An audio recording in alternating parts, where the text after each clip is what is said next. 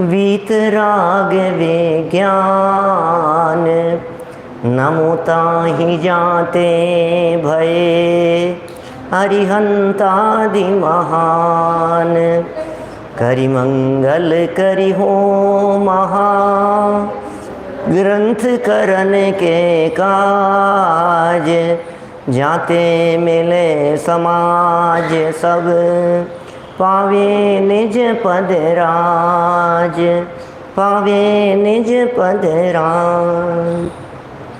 शिव उपाय करते प्रथम कारण मंगल रूप विघ्न विनाशक सुख करण नमो शुद्ध शिव भूप नमो शुद्ध शिव भूप।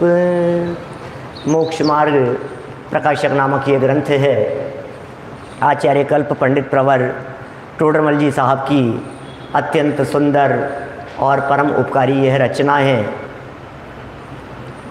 बहुत ही सुंदर प्रकरण यहाँ पंडित जी साहब ने लिखा है। आज संपन्नता की ओर हम आ गए हैं। अंतिम पंक्तियाँ टोडरमल जी साहब की सम्यक दर्शन के 8 अंगों की चर्चा कल यहाँ की थी। सम्यक दर्शन 8 अंग सहित होता है, वही सुशोभित होता है। माने 8 अंग सहित सम्यक दर्शन ही पूजनीय है, सुशोभित है, सम्मान को प्राप्त होता है। यदि अंग कम है तो फिर वो स्थिति बनती नहीं है।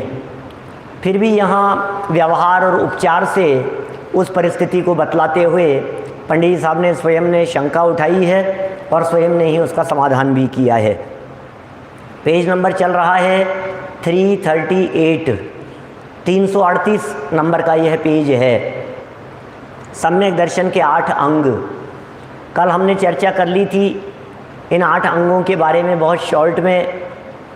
और ये जो प्रकरण यहाँ दिया है ऐसा लगता है जीवन उपयोगी है। ये 8 अंग यदि जीवन में उतर जाएं तो हमें ऐसा लगता है एक बहुत बड़ा काम अपनी लाइफ में हो सकता है। माने जीवन ही सुधर जाता है। क्या बतलाएं आपको, ये जो स्वरूप है निशंकित निकांक्षितपना जिस जिसके जीवन में उतर गया, वात्सल्य आ गया, प्रभावना की भावना हो गई, उपगूहन जिसके जीवन में डेवलप हो गया, माने वो जीवन ही पवित्र हो गया, उसका जीवन ही धन्य हो गया उस व्यक्ति का। स्थितिकरण, वात्सल्य, प्रभावना, उपगूहन, ये बाद के 4 जो कहे हैं ये तो बड़े अजीब ही है स्थिति। क्या माने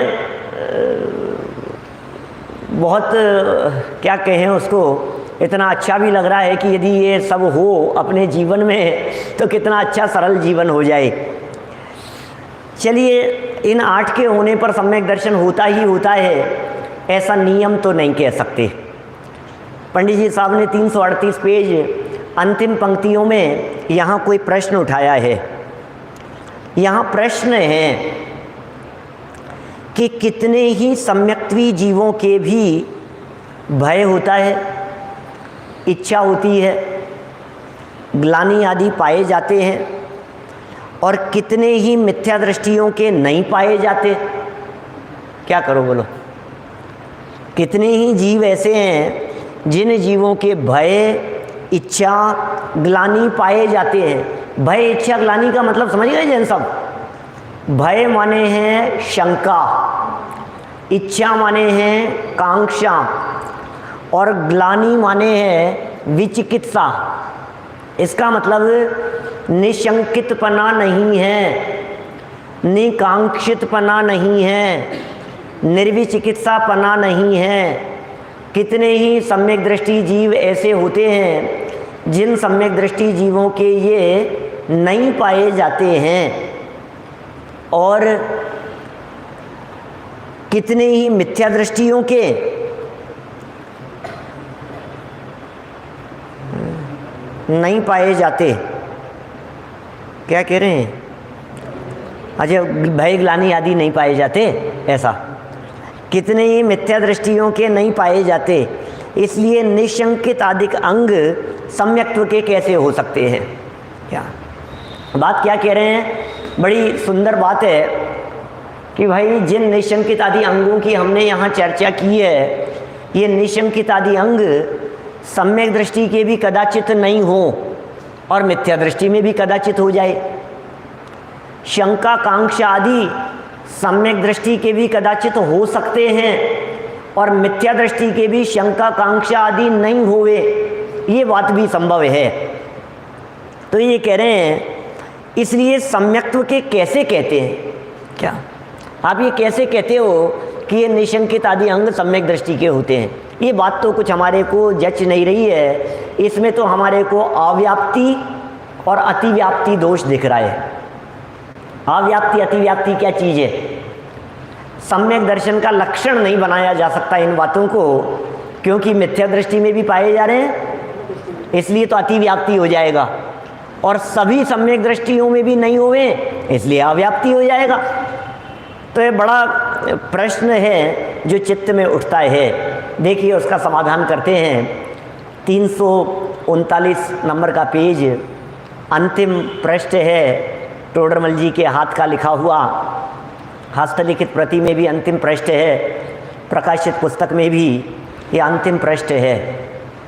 समाधान, जैसे मनुष्य शरीर के हस्तपातादिक अंग कहे जाते हैं।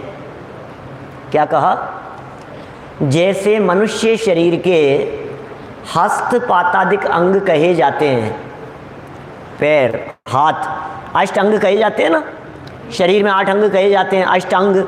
हम भगवान को नमस्कार करते हैं, अष्टांग नमस्कार करते हैं। तो वे अष्टांग कौन से होते हैं जिन्हें नमस्कार, जिनसे झुका करके वंदन किया जाता है। बालबोध के प्रवचनों में हमने चर्चा की है और सुनने योग्य है सभी के लिए।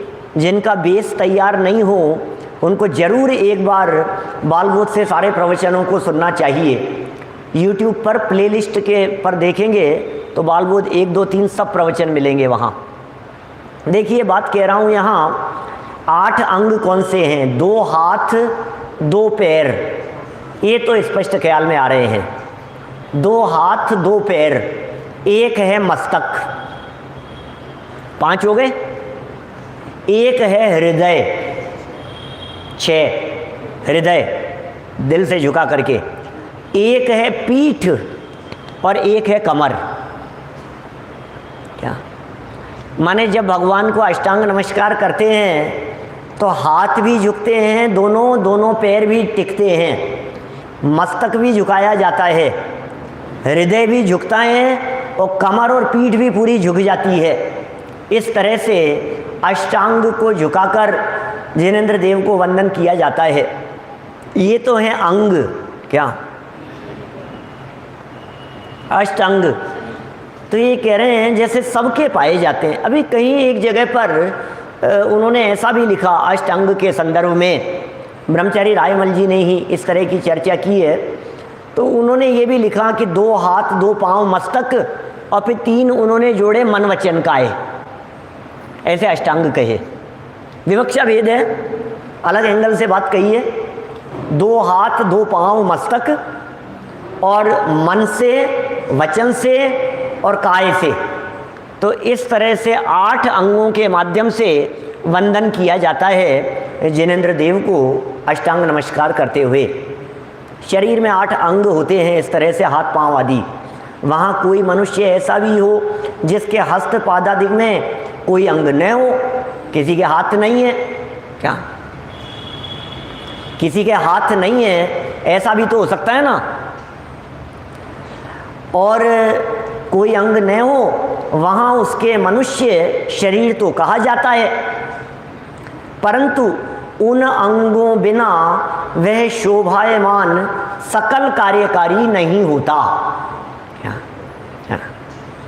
भाई मनुष्य तो कहलाएगा, हाथ नहीं है मान लो किसी के, कट गए हैं, या जन्म से ही नहीं है, ऐसे भी तो जीव होते हैं बहुत सारे, जन्म से ही पैर नहीं है, जन्म से ही हाथ नहीं है, तो क्या वो मनुष्य नहीं कहलाएगा? लेकिन कह रहे हैं शोभायमान सकल कार्यकारी नहीं होता, पूरी तरह से कार्यकारी नहीं है। उसकी परेशानी इस तरह की है कि वो बेचारा पूरी तरह से मनुष्यों के जिस तरह के काम हो सकते हैं, दौड़ना है, काम करना है दोनों हाथों से, ऐसा काम कर नहीं सकता है। वो परेशान रहता है थोड़ा सा, शोभायमान भी नहीं होता, देखने वाले को भी अच्छा नहीं लगता और स्वयं भी कार्य करने में सफल नहीं होता। उसी प्रकार सम्यक्त्व के निशंकितादिक अंग कहे जाते हैं। ये सम्यक दर्शन के अंग है, 8 अंग। वहाँ कोई सम्यक्त्वी ऐसा भी हो जिसके निशंकित तत्वादि में कोई अंग ना हो, वहाँ उसके सम्यक्त्व तो कहा जाता है। भाई कई ऐसे भी हो सकते हैं। वास्तव में जहाँ जहाँ हमारे यहाँ जिनागम में प्रथमानुयोग में इस प्रकार की चर्चा की है, ऐसी बात कही है प्रथमानुयोग में कि ये अंजन चोर निशंकित अंग में प्रसिद्ध हुआ। क्या ये अंजन चोर के बाद कौन निकांक्षित अंग में ये प्रसिद्ध हुआ है ना? राजा उद्दायन प्रसिद्ध हुआ इसमें, निर्विचिकित्सा में। अनंतमती प्रसिद्ध हुई निकांक्षित अंग में। ऐसे ही रेवती रानी प्रसिद्ध हुई अमूढ़ दृष्टि अंग में। ऐसे ही वात्सल्य अंग में विष्णु कुमार प्रसिद्ध हुए। स्थितिकरण अंग में वारिशेण प्रसिद्ध हुए, स्थितिकरण वात्सल्य। और क्या रह गया? उपगुवन अंग में जिनेंद्र भक्त सेठ प्रसिद्ध हुआ और प्रभावना अंग में राजा वज्रकरण प्रसिद्ध हुआ। तो इन सब को जब हम देखते हैं, इन कहानियों को जब हम देखते हैं, तो हमें ऐसे लगता है कि अंजन चोर के शंका तो नहीं थी, लेकिन कांक्षा तो थी। क्या क्या कहा? निशंकित अंग में अंजन चोर प्रसिद्ध हो गया भाई साहब, शंका नहीं है उसको, शंका नहीं है उसको, फेमस हो गया वो उस चीज में। लेकिन क्या कांक्षा नहीं है क्या उसके?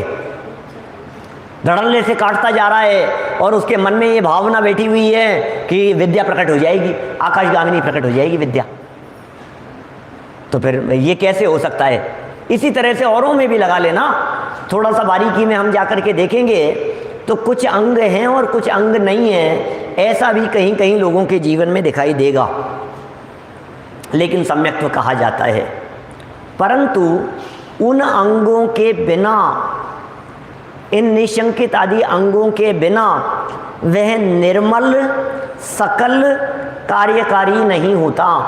इन अंगों के बिना वो सम्यक दर्शन निर्मल नहीं होता। इन अंगों के बिना वो पूरी तरह से कार्यकारी नहीं होता। इसलिए ये अंग सम्यक दृष्टि के होने ही चाहिए।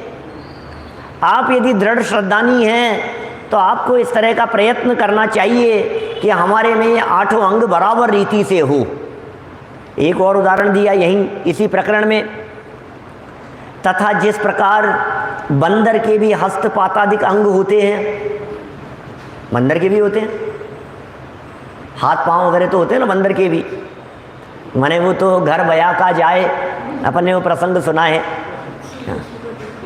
सीख वाको दीजिए जाको सीख सुहाए। क्या? और वानरा को सीख देके घर बया का जाए, बंदर को सीख दो। बड़े तेरे, अरे बड़े बंदर, तेरे तो मनुष्यों जैसे हाथ पांव हैं, तो बना क्यों नहीं लेता है एक सर छिपाने के लिए? क्या बरसात में भीगता है? तो हाथ पांव तो बंदर के भी दिखते ही हैं, अपन लोग भी देखते ही हैं, परंतु जैसे मनुष्य के होते हैं वैसे नहीं होते। ये कह रहे हैं मिथ्या दृष्टि के जो होते हैं बंदर जैसे होते हैं। मिथ्या दृष्टि को बंदर कह रहे हैं ये। क्या माने? वो मिथ्या दृष्टि जब सम्यक दृष्टि हो जाएगा तो अष्टांग सहित मनुष्य कहलाएगा। अभी उसी प्रकार मिथ्या दृष्टि के भी व्यवहार रूप निशंकित आदि अंग होते हैं, परंतु जैसे निश्चय की सापेक्षता सहित सम्यक्ति के होते हैं वैसे नहीं होते। क्या? मिथ्या दृष्टि के भी होते हैं, व्यवहार से होते हैं, व्यवहार से कहे जाते हैं मिथ्या दृष्टि जीव के। सच्चाई तो ये है कि निश्चय की सापेक्षता सहित हो तभी वे सच्चे कहलाएं। बिना निश्चय के व्यवहार सच्चा नहीं होता। इसलिए मिथ्या दृष्टि जीवों में जो निशंकित आदि 8 अंग हैं ये सच्चे नहीं होते, कहने मात्र के लिए होते हैं, व्यवहार मात्र के लिए होते हैं, उपचार मात्र के लिए होते हैं। ऐसा ही स्वरूप जानना। इस तरह से ये निशंकित आदि अंगों का जो प्रकरण था ये यहाँ पूरा हुआ। अंग की चर्चा तो पूरी हो गई। इसी सम्यक दृष्टि ज्ञानी जीव के जीवन में 25 दोष नहीं होते, ये प्रकरण पंडित जी साहब ने यहाँ शुरू किया। न मालूम क्या क्या था उनके पेट में, न मालूम क्या क्या बातें उनके दिलो दिमाग में घूम रही थी। वे कितनी बातें कहना चाहते थे, वे एक ऐसा ग्रंथ लिखना चाहते थे, वे एक ऐसी बातें बताना चाहते थे जो बातें सारे जनागम के सार रूप होती। उनके दिमाग में कुछ एक इस प्रकार की परिकल्पना थी कि मैं एक ऐसा ग्रंथ बनाऊंगा, क्या करी मंगल करी हो महाग्रंथ करण को काज, क्या करी मंगल। मंगलाचरण में बोलते हैं ना अपन, टोडरमल जी साहब ने मंगलाचरण करते समय क्या लिखा उन्होंने, करी मंगल करी हो महाग्रंथ करण को काज। मैं इस मंगलाचरण लिख रहा हूँ, कोई एक महान ग्रंथ लिखने की भावना है। और जिस तरह की रूपरेखा यहाँ बनाई गई इस मोक्ष मार्ग प्रकाशक के संदर्भ में, दादा ने प्रस्तावना में वो सब बातें लिखी है। हमने जब पहले मोक्ष मार्ग प्रकाशक ग्रंथ चलाया था तो उस समय प्रस्तावना भी चलाई थी। रिकॉर्ड है क्या प्रस्तावना के भी प्रवचन? प्रस्तावना के प्रवचन भी रिकॉर्ड है ऑडियो? हाँ, वो शायद डाले नहीं उस पर। अच्छा, तो प्रस्तावना के ऊपर भी पहले प्रवचन किए। 40 पेज की बहुत सुंदर प्रस्तावना है और उसमें डॉक्टर हुकमचंद जी भारती साहब ने पूरी रूपरेखा बनाई है, क्योंकि इस ग्रंथ का नाम है मोक्ष मार्ग प्रकाशक। क्या ग्रंथ का नाम क्या है? मोक्ष मार्ग प्रकाशक। तो मोक्ष के मार्ग का प्रकाशन करना। यहाँ 9वें अधिकार में आकर सम्यक दर्शन का वर्णन प्रारंभ किया। इसका मतलब पिछले जो 8 अध्याय थे वे 8 अध्याय तो भूमिका मात्र थे। 9वें अध्याय से मोक्ष मार्ग की चर्चा शुरू की। अभी सम्यक दर्शन का ही वर्णन कितना हो जाता, फिर सम्यक ज्ञान का वर्णन करते, फिर सम्यक चारित्र का वर्णन करते, सम्यक दर्शन का, सम्यक ज्ञान का, सम्यक चारित्र का, ये सब वर्णन करते हुए फिर सम्यक चारित्र में भी देश चारित्र का, सकल चारित्र का, श्रावकों के योग्य चारित्र का, ये सब वर्णन करते हुए यदि ये ग्रंथ पूरा होता तो आदरणीय दादा अनुमान लगाते हुए कहते हैं कि लगभग यह ग्रंथ 5000 पृष्ठों का होता। ये ग्रंथ जिसमें आपको गोमट सार के भी मर्म जानने को मिलते, समय सारादि ग्रंथों के भी, रत्नकरण श्रावकाचार, पुरुषार्थ सिद्धि उपाय, तत्वार सूत्र, सारे ग्रंथ। क्योंकि टोडरमल जी साहब ने सैकड़ों ग्रंथों का अध्ययन किया था, जैन अजैन ग्रंथों का, और सबका अध्ययन करके पंडित जी साहब ने ये ग्रंथ लिखा और लिख रहे थे देश भाषा में।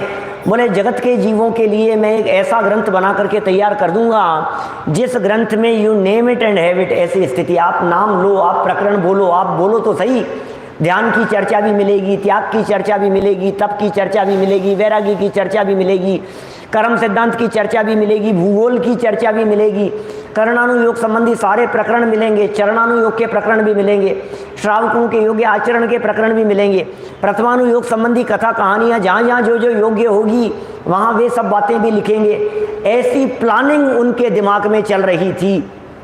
और इसका अनुमान कुछ इस बात से भी लगाया जा सकता है कि इस पूरे ग्रंथ में जो हमने 339 पृष्ठ पढ़े हैं, इसमें उन्होंने 12 स्थल ऐसे दिए हैं जहाँ उन्होंने लिखा है इसका वर्णन आगे करेंगे, इसका वर्णन आगे करेंगे।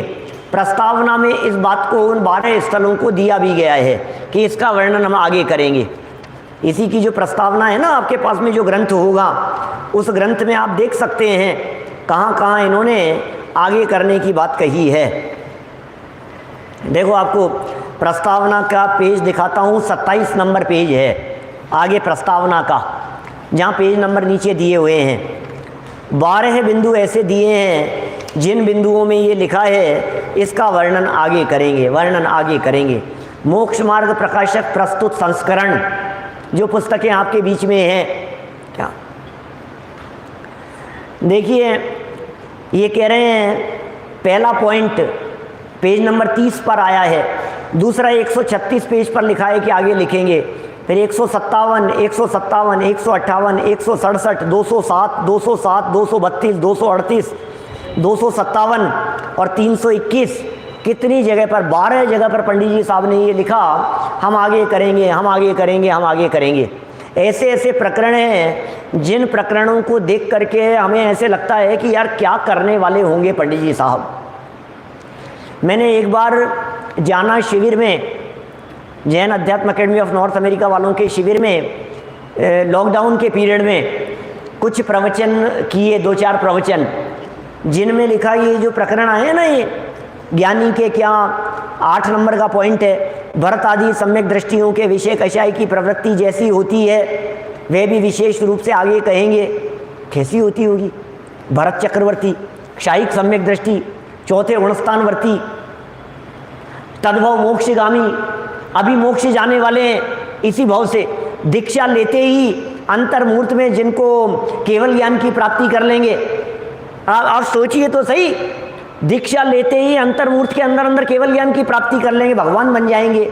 आज हम ये पूछना चाह रहे हैं, ये भोगों में प्रवृत्ति कैसे कर रहे हैं? क्या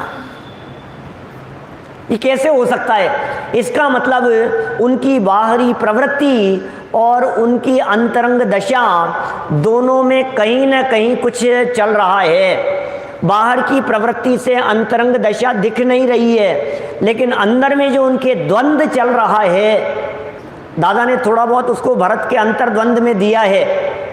अंतर्द्वंद, अंतर में उसके क्या द्वंद्व चल रहा है, ये सब बातें टोडरमल जी साहब यहाँ लिखना चाहते थे लेकिन वे लिख नहीं सके। देखिए आप, अंतिम प्रकरण उन्होंने शुरू किया और बीच में ही छूटा, सम्यक दर्शन के 25 दोष वाला प्रकरण, तथा सम्यक्त्व में 25 मल कहे हैं, 25 प्रकार के दोष कहे हैं। सम्यक्त्व में 25 मल कहे हैं, 8 शंकादिक, ये तो 8 दोष हो गए शंकादिक, 8 मद, शंकादिक 8 दोष हैं, 8 प्रकार के मद हैं, 3 प्रकार की मूढ़ताएं हैं। इन सब का मैं यहाँ विस्तार नहीं करना चाह रहा और विस्तार करने जैसी स्थिति भी नहीं है, और कहाँ विस्तार करें, पहले अनेक बार किया है आप लोगों के बीच में। शंका, आकांक्षा, विचिकित्सा, मूढ़ दृष्टि, अनुपगूहन, अस्थितिकरण, अवात्सल्य, अप्रभावना, 8 मद, ज्ञानम, पूजा, कुलम, जाति, बलम, वृद्धि, तपो, वपु, अष्टावाश्रित्यमानित्यम, स्मय, माहुर, गतस्मयाः, 3 मूढ़ता, देव मूढ़ता, गुरु मूढ़ता और लोक मूढ़ता। ये लोक मूढ़ता बहुत महत्वपूर्ण है प्रकरण। क्या लोक मूढ़ता क्या होती है? देखा देखी धर्म मान लेना, ये लोक मूढ़ता कहलाती है। धर्म के नाम पर देखा देखी प्रवर्तन करना, ये लोक मूढ़ता कहलाती है। दुनिया में बहुत सारे ऐसे मूढ़ लोग हैं जो देखा देखी धर्म में लगे, देखा देखी बस, हाँ ऐसा इस तरह से। षट अनायतन, 6 प्रकार के अनायतन, कुदेव, कुगुरु, कुधर्म, इनकी पूजन भक्ति आराधना, और कुदेव की उपासना करने वाले, कुगुरु की उपासना करने वाले, कुधर्म की उपासना करने वाले, हो गए 25। 8 शंकादिक, 8 मद 16, 3 मूढ़ता 19 और 6 अनायतन। सो यह सम्यक्त्वी के नहीं होते, माने 25 प्रकार के दोष सम्यक्त्वी के नहीं होते हैं। कदाचित किसी को कोई मल लगे, कदाचित ऐसा हो जाए किसी जीव को कोई मल लगे, परंतु सम्यक्त्व का सर्वथा नाश नहीं होता। कदाचित इनमें से कहीं किसी तरह का हो जाए तो सम्यक्त्व का नाश नहीं होता, वहाँ सम्यक्त्व मलिन ही होता है। सम्यक दर्शन मलिन जरूर हो जाता है, जिसे क्षयोपशमिक सम्यक्त्व में लगने वाले चल मल अगाढ़ दोष कह करके पुकारा गया है, ऐसा जानना। अभी इन सब का वर्णन पंडित जी साहब लिखने वाले थे और आगे उन्होंने लिखा बहु, इतना अक्षर लिखा। इसके आगे जो आपकी पुस्तक में 3 डॉट लगी हुई है, क्या ये डॉट तो अपन ने लगा दी है, टोडरमल जी साहब ने ये डॉट नहीं लगाई। बहुरी शब्द लिखने वाले थे क्या आगे के लिए, कि आगे बहुरी ये शब्द आने वाला था पंडित जी साहब का, लेकिन वो शब्द भी पूरा नहीं हुआ। आप कल्पना कर सकते हैं, वाक्य रचना पूरी होना, पैराग्राफ पूरा होना, ये सब बातें तो बहुत दूर की है, शब्द भी पूरा नहीं हो सका। और यहीं इस जिन मंदिर में बैठे बैठे ही क्या आ गए सिपाही लोग, और जिस स्थिति में थे उसी स्थिति में उन्हें पकड़ करके उठा करके ले गए क्या। और ये ग्रंथ जो है ये अधूरा रह गया। हाँ, अनेक लोगों ने कहा कि माफ़ी मांग लो, अपना अपराध स्वीकार कर लो। शिव पिंडी को उखाड़ करके फेंक देने का झूठा आरोप टोडरमल जी साहब के ऊपर लगाया गया, झूठा आरोप लगा दिया गया था। और क्या कर सकते हैं, आरोप तो आरोप था, झूठी बात को कैसे स्वीकार कर ले वे। जितने प्रकरण इन्होंने यहाँ लिखे सिद्धांतों की दृढ़ता सहित, ये सब कुछ पंडित जी साहब ने जो लिखा, ये भी कई कई जगह जिन जिन लोगों को पसंद नहीं आया, ये उनके विरोध का कारण भी बना और ले गए, हाथी के पैर के नीचे को चलवा दिया गया। बाद में बहुत अफसोस भी हुआ राजा को, ऐसा नहीं है कि राजा को खेद खिन्नता नहीं हुई होगी, इतना अफसोस हुआ जिसकी आप कल्पना नहीं कर सकते हैं। क्योंकि जैन समाज यहाँ बहुत था जयपुर में, जयपुर जैन काशी कहलाता था, जयपुर जैन नगरी कहलाता था क्या। 7-8 हजार घर परिवार यहाँ जैनियों के बसा करते थे उस समय, छोटी सी जगह पर, छोटे से नगर में। अभी भावना इस तरह की बन रही है, देखो प्रकरण क्या आगे बढ़ाते हैं अपन लोग। इसके पीछे एक समाधि मरण का प्रकरण दिया है, ये भी बहुत महत्वपूर्ण प्रकरण है। हम 2-4 दिन इसकी भी चर्चा कर सकते हैं, समाधि मरण की 1-2 दिन। वैसे हमने जब पहले चलाया था वो सब रिकॉर्ड हैं आपके पास में, ऑडियो हैं, शायद मेरे ख्याल से 17 प्रवचन हैं समाधि मरण वाले इस एक पेज के ऊपर। और वीडियो तो अभी हमने जब वो पुरुषार्थ सिद्धि उपाय चलाया उस समय के उपलब्ध हैं ही सभी अलग एंगल से। तो ये थोड़ा सा कल हम इसको करेंगे चर्चा समाधि मरण वाले प्रकरण के संदर्भ में। और मेरा भाव यह भी है कि टोडरमल जी के संदर्भ में जो ब्रह्मचारी रायमल जी ने जो 2 उल्लेख किए हैं, एक जीवन पत्रिका लिखी जिसमें उन्होंने पूरा अपना वृत्तांत लिखा है ब्रह्मचारी रायमल जी ने, और दूसरा एक इंद्रध्वज विधान पत्रिका लिखी उन्होंने। हमारे अजित जी शास्त्री हैं अलवर वाले, उनका भी कहना था कि एक बार वाचन मात्र ही हो जाए तो लोगों को इस तरह का पता तो लगे कि क्या क्या घटनाक्रम उस ज़माने में हुआ, क्या टोडरमल जी की महिमा थी और किस किस तरह का उन्होंने आयोजन किया, कैसे कार्य किए।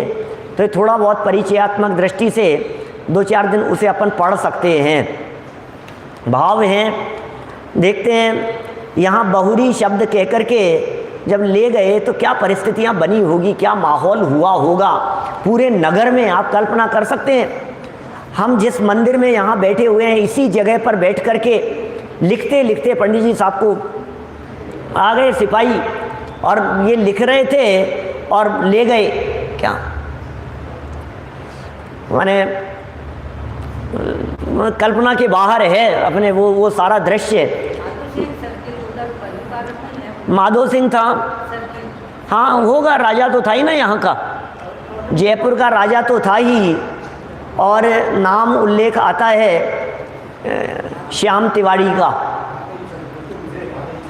उनके भड़काने पर वो उनके गुरु भी हुआ करते थे, बहुत विरोधी थे, उनका भी नाम इस तरह का आता है कि उन्होंने माधो सिंह जी से शिकायत की, और बड़े लोग जो होते हैं वे कान के कच्चे भी हुआ करते हैं, बिना ज़्यादा जांच पड़ताल किए हुए इल्ज़ाम लगाया और उन्हें सज़ा देने का ऐसा प्रसंग बन गया। जयपुर जैन समाज हजारों लोग जो प्रतिदिन टोडरमल जी साहब को सुना करते थे, माने वो दृश्य ही कभी कभी ऐसा लगता है सोच सोच करके कि क्या दृश्य रहता होगा इस जिन मंदिर में जब टोडरमल जी साहब व्याख्यान करते होंगे। जब वे यहाँ बैठ करके प्रवचन करते थे तो ऐसा लगता था पैर रखने की जगह नहीं होती होगी। कभी कभी कई लोग पूछते हैं कि 1000-1200 लोग उन्हें कैसे सुन लेते होंगे। यहाँ इतने लोग बैठ सकते हैं कि 1000-1200 लोग जिन मंदिर में? क्या 1000-1200 तो कठिन लगता है थोड़ा सा, लेकिन यदि हम देखें पूरा भीतर से लेकर के और बाहर जहाँ आप लोग सब बैठे हुए हैं और इधर जो बाहर जो दिखाई दे रहा है ये सब कुछ यहाँ बाहर से लेकर के और अंदर पूरा जिन मंदिर, इतना विशाल जिन मंदिर है, पूरे एरिया को गिना जाए तो इसमें कोई अतिशयोक्ति और आश्चर्य जैसी बात नहीं लगती है कि इतने लोग बैठ कर के ये प्रवचन सुनते हो। लोग तो बैठ ही सकते हैं, हो ही सकता है इतना तो। दिन भर में यदि कभी कभी मैं ऐसा भी कहता हूँ कि दिन भर का यदि लगाया तो निश्चित तौर पर इतने लोग होते होंगे। आप सोचिए जब टेक्नोलॉजी का ज़माना नहीं था तब टोडरमल जी के माध्यम से इतनी प्रभावना होती थी। क्या माने वे क्या व्यक्तित्व थे और उनकी प्रतिभा कैसी थी, उनकी विद्वत्ता कैसी थी, उनका नाम कैसा था। मुल्तान नगर से प्राप्त हुई वो चिट्ठी जो वहाँ से घूम फिर करके जहानाबाद होकर के टोडरमल जी साहब के पास में आई, और उस चिट्ठी का जवाब टोडरमल जी साहब ने यहाँ लिखा यहाँ से, और वो जवाब जब वापस पहुँचा वहाँ, सोचो चिट्ठी तो वहाँ से आई थी प्रश्न लिख करके, और आई कहाँ थी? यहाँ आई थी।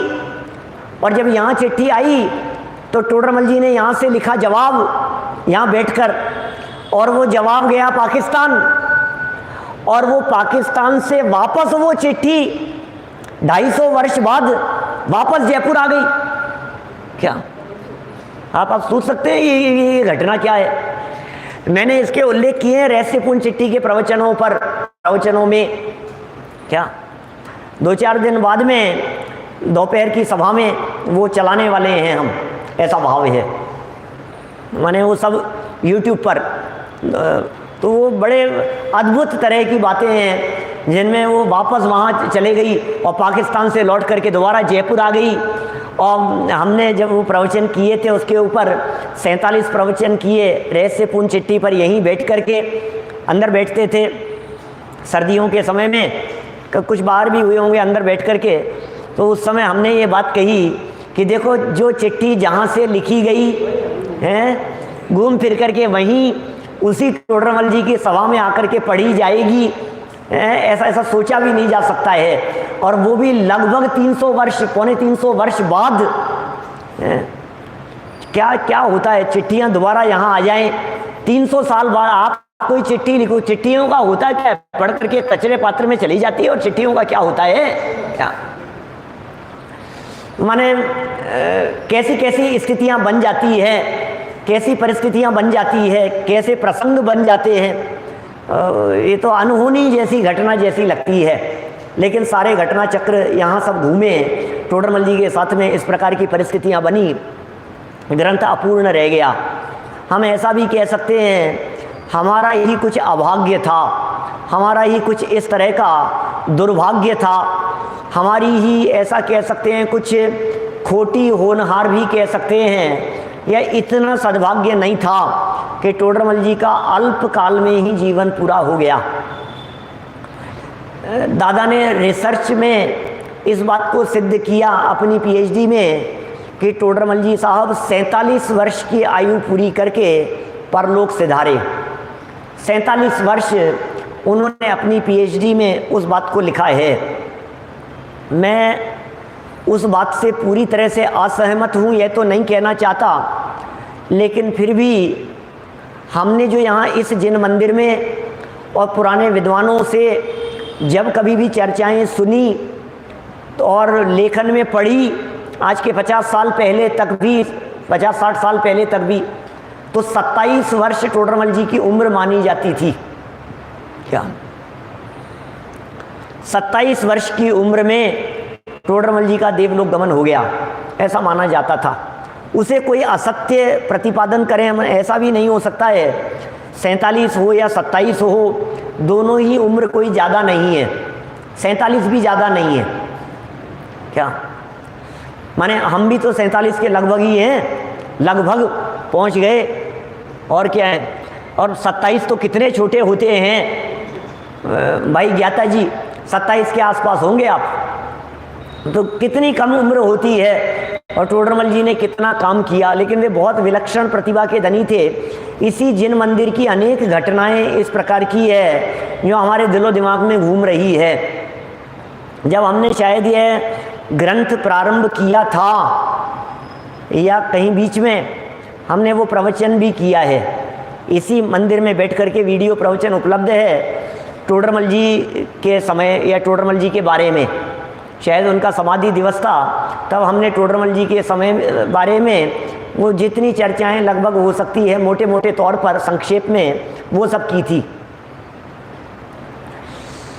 अब देखिए बातें तो ऐसी लग रही है कि टोडरमल जी चले गए, यहाँ बैठे थे, कल तक तो यहाँ बैठे हुए थे, आज भी बैठे हुए थे, थोड़ी देर पहले हमारे बीच में बैठे हुए थे, और अभी एकदम ले जा रहे हैं सारे समाज में। क्योंकि जिन मंदिर से लेकर के गए थे तो उस समय भी अकेले तो नहीं होंगे टोडरमल जी साहब। क्या जिस तरह से आज सभा लग रही है, भले ही वो शास्त्र प्रवचन का समय नहीं होगा, लेखन का समय होगा, अतिरिक्त समय होगा, तो भी 25-50 लोग तो बराबर बैठे ही रहते थे, प्रतिलिपियां किया करते थे, लिखते रहते थे, क्या पढ़ते पढ़ाते रहते थे। ये सब काम इस जिन मंदिर में बराबर चलता रहता था। 300 वर्षों से ये ऐतिहासिक मंदिर बराबर इन सब कार्यों के लिए प्रसिद्ध रहा है। विश्व का एकमात्र मंदिर कहकर के पुकारता हूं मैं इसे। आज पूरे विश्व में ऐसा मंदिर नहीं है जो मंदिर 300 सालों से तत्वज्ञान के प्रचार प्रसार के लिए लगा हुआ हो। 300 वर्षों से कैसे कहते हैं आप, जयपुर बसा तब से लेकर के आज तक जिन मंदिर में हम यहाँ बैठे हैं, 300 वर्षों से बराबर जैन तत्वज्ञान की प्रभावना बराबर हो रही है। ये कैसा जिन मंदिर है, मुझे बतलाओ आज पूरे विश्व में कोई मंदिर ऐसा दिखाई देता हो तो। यहाँ कितने ही विद्वान यहाँ इस जिन मंदिर में आए और अपना कार्य करके चले गए। एक से एक दिग्गज विद्वान, पंडित टोडरमल जी के नाम से तो प्रसिद्ध है ही ये जिन मंदिर, लेकिन पंडित जयचंद जी छाबड़ा साहब, क्या उन्होंने इसी जिन मंदिर में बैठ कर के अद्भुत काम किए, वचनिकाएं वगैरह लिखी। पंडित दौलत राम जी कासलीवाल वगैरह, अनगिनती नाम है ऐसे, ब्रह्मचारी रायमल जी, दौलत राम जी कासलीवाल, सदा सुखदास जी, ऐसे बड़े बड़े नाम, बुद्धचंद जी, भागचंद जी, जिन्होंने यहाँ बैठ कर के इस जिन मंदिर में बैठ कर के स्वाध्याय किया, प्रवचन सभा चलाई। सारे लोग जितने नाम उपलब्ध हो सकते थे लगभग काफ़ी नामों को लिख करके यहाँ प्रशस्ति के रूप में प्रस्तुत किया, और है भी उपलब्ध। बाहर के लोग जब कभी यहाँ आएंगे तो उन्हें देखने का अवसर मिलेगा। एक आध दिन इस जिन मंदिर के दर्शन भी कराने का भाव है। बहुत लोग बार बार में कहते रहते हैं संडे को करेंगे ऐसा, है ना, जिन मंदिर के दर्शन भी कराएंगे। लेकिन ऐसा लगता है कि जब दिन भर ही यहाँ इस तरह की गतिविधियाँ चलती रहती थी, इस जिन मंदिर में सुबह पूजन भक्ति होती होगी, पूजन होती होगी सुबह, प्रक्षाल के बाद में सब एकत्रित होकर के सामूहिक पूजन करते होंगे। जिस तरह का अपना यहाँ सामूहिक पूजन का अभी वर्तमान में कार्य चल रहा है, टोडरमल जी के समय में भी ऐसा ही होता होगा। फिर शास्त्र स्वाध्याय होता होगा, प्रवचन चलता होगा, प्रवचन पूरा हो जाने के बाद में फिर पुनः गोष्ठी के लिए बैठ जाते होंगे, चर्चा वार्ता के लिए 25-50 साधर्मी भाई बहन यहाँ बैठ जाते होंगे, चर्चा करते होंगे। फिर उसके बाद में भोजन के लिए चले जाते होंगे, फिर वापस आकर के बैठते होंगे, फिर चर्चा करते होंगे, लेखन चलता होगा, प्रतिलिपियाँ होती होगी। छपाई तो उस ज़माने में होती नहीं थी, छपाई के काम तो बंद होते ही नहीं थे, प्रिंटिंग प्रेस वगैरह तो कुछ हुआ ही नहीं करती थी। तो 10-20 लोग यहाँ बैठते थे और 10-20-25 माताएं बहन बैठती थी, लोग बैठते थे जिनकी हैंड राइटिंग अच्छी होती थी, वो लोग बैठते थे और ये यहाँ बैठ कर के और प्रतिलिपि किया करते थे, लिखते थे, ग्रंथों की कॉपी किया करते थे। टोडरमल जी ने जो गोमट सार आदि ग्रंथ लिखे, ये लिखे तो थे सिंगाणा में, लेकिन काम अंतिम फाइनल रूप यहाँ इस जिन मंदिर में बैठ करके गोमट सार आदि ग्रंथों को फाइनल किया उन्होंने, शुद्ध वगैरह करके उनकी प्रतिलिपियाँ करके जहाँ जहाँ सभाएँ वगैरह चलती थी वहाँ भी भेजते थे। फिर दोबारा दोपहर में, मतलब दोपहर में इस तरह से बैठते होंगे, फिर 4 बजे के आसपास फिर सभा लग जाती होगी, शाम के समय फिर भक्ति वगैरह होती होगी, लोग बैठ जाते होंगे। तो दिन भर यहाँ जिन मंदिर में आने जाने वाले लोग रहते थे, तो जिस समय पंडित जी साहब को यहाँ से ले जाया जा रहा होगा उस समय भी 25-50 लोग होना मामूली बात है। देश में, नगर में चर्चा फैल गई होगी, चारों तरफ बगावत का माहौल हो गया होगा। राजा ले गए, आदेश सुनाया गया, बंदी बना करके ले जाया गया। कहते हैं गंदगी के अंदर उन्हें गड़वा दिया हाथी के पैर के नीचे। वो दृश्य भी किस प्रकार का होगा जब हाथी ने पैर उठा लिया और उनके ऊपर पैर रखने को तैयार नहीं हुआ और चारों तरफ भीड़ लगी हुई है, हाहाकार मचा हुआ है पूरी समाज में। क्या माने लोगों की आंखों में आंसू होंगे, हाथी की आंखों में से आंसू बहने लगे, वो त्रियंच गति का जीव भी, उसकी आंखों में से भी आंसू बहने लगे। वो कैसे दृश्य होंगे, चारों तरफ भीड़ लगी हुई होगी, पब्लिक इकट्ठी होगी, लोग कह रहे होंगे कि ये क्या हो रहा है, ऐसा नहीं, या हिम्मत नहीं हुई होगी राजा के सामने, किसकी हिम्मत होवे बोलने की। लेकिन बाद में तो निश्चित तौर पर एक उपद्रव हुआ, उपद्रव क्या कह सकते हैं उसे, विद्रोह हुआ राजा का। हो सकता है बाद में राजा माधो सिंह जी को वहाँ से राजगद्दी से भी उतार दिया गया, उतर गए, मरण हो गया, जो भी हुआ।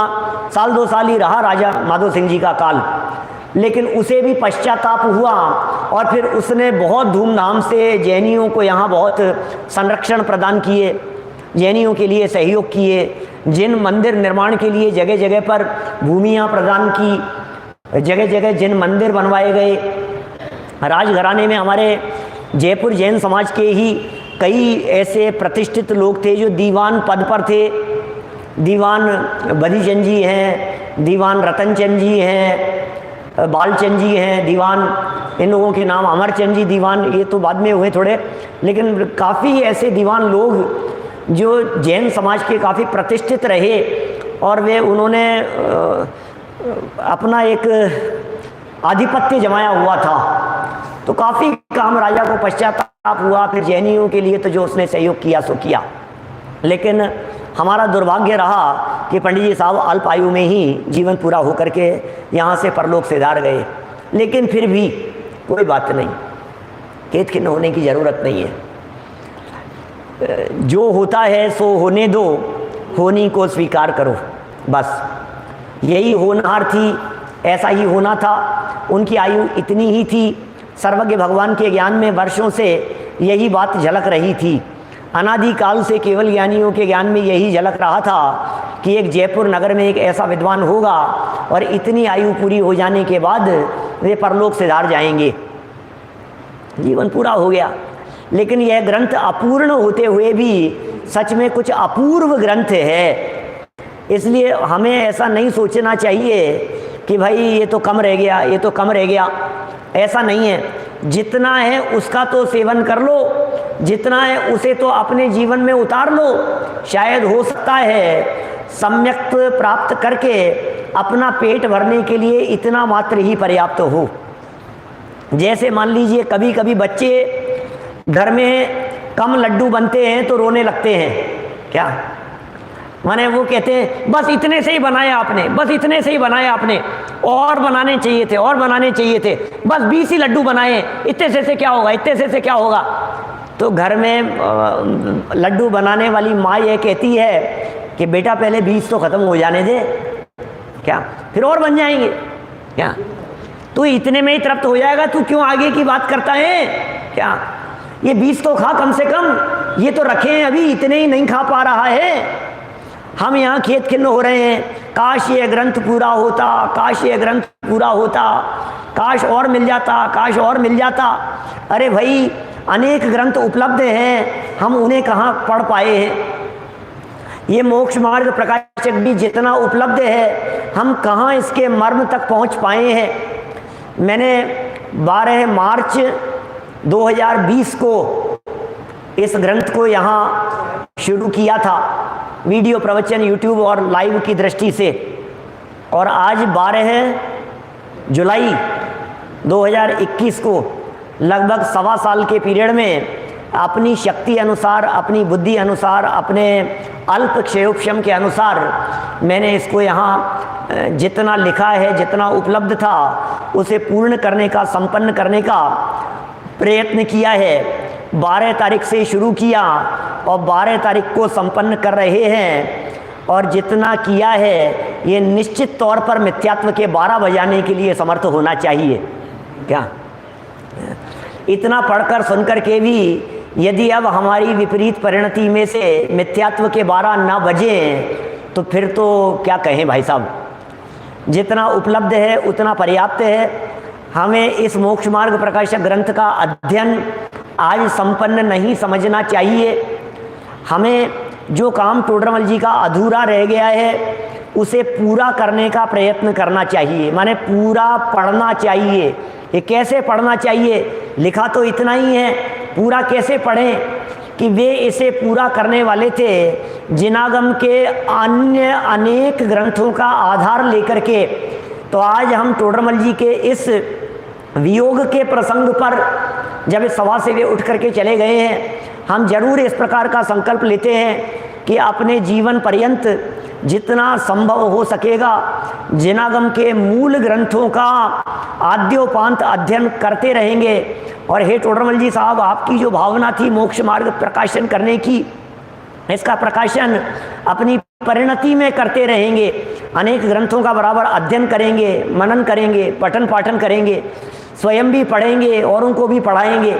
और आपके द्वारा लिखी गई ये जो पंक्तियाँ, जो अपूर्व पंक्तियाँ हैं, इन अपूर्व पंक्तियों को बार बार पढ़ेंगे, क्योंकि मुझे मालूम है 4 दिन पहले की बात भी भूल जाते हैं, तो 4 महीने पहले की बात और 1.25 साल पहले पढ़ाई गई बात, तो काफ़ी बातें तो सब दिमाग से निकल गई होंगी। इसलिए प्रयत्न यही किया जाना चाहिए कि साल में एक आध बार तो इसके कुछ विशिष्ट स्थलों को, विशिष्ट प्रकरणों को हमें पढ़ना ही चाहिए, बार बार पढ़ना चाहिए। हम भी अभी तो समय सार चलाने का संकल्प हमने लिया है। समय सार पूरा हो जाने के बाद फिर भावना भाएंगे कि जब कभी प्रसंग बने इस मोक्ष मार्ग प्रकाशक को पुनः चलाएंगे और इसके मर्म को अपने जीवन में जरूर अपनाएंगे।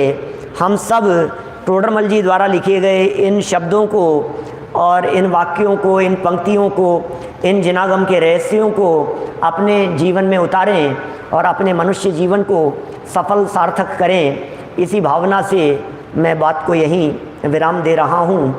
कल विचार बना है समाधि मरण के स्वरूप को पढ़ने का, जो आगे लिखा है। 1-2 दिन पढ़ लेते हैं, थोड़ा सा टोडरमल जी के संबंध में ही कुछ बातें आएंगी निकल करके। उनके सुपुत्र गुमानी राम जी कितने अच्छे विद्वान थे, ये बात भी यहाँ सामने आएगी। कल परिशिष्ट 1 पढ़ेंगे, दूसरे परिशिष्ट की भावना नहीं है, फिर विचार बना लेंगे जैसा भी होगा। अभिजनवाणी स्तुति।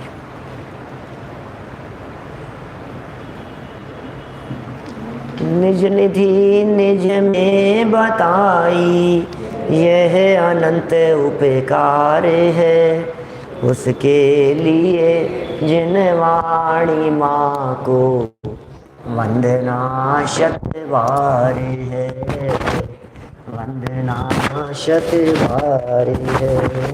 टोडरमल जी के प्रति भावभीनी श्रद्धांजलि व्यक्त करते हुए 9 बार नमोकार मंत्र।